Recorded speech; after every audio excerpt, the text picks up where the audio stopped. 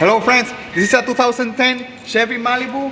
We're gonna be showing you how to replace your camshaft position actuator. If you have like a code coming on your computer like a P0010 or 0013, that's gonna be your camshaft position actuators, not working properly. So first of all, you're gonna have to remove this plastic cover. So you need to get this one of these clamps out. See, and take this one, and then there is gonna be one in the throttle body.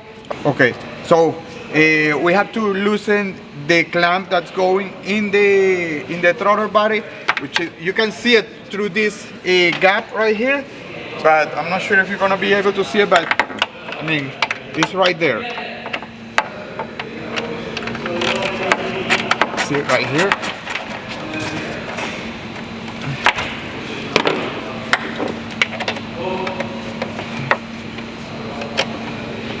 You just need a little bit long of an extension.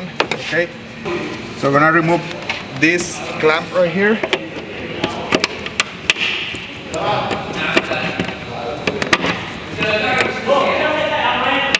Squeeze it and go back.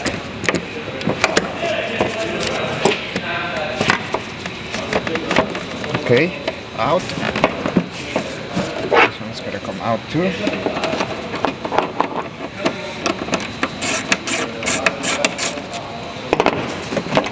Out. Now to remove the cover, you gotta remove the cap. Set it aside.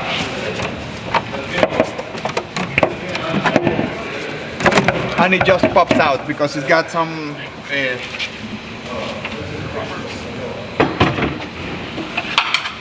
okay, now these two right here are gonna be your camshaft position actuators. Okay, so you have one for the intake. See, the intake is in this side on this area, and then the exhaust is in this side in the rear. So you're gonna have this actuator is gonna be for the intake camshaft, and then this actuator is gonna be for the exhaust camshaft.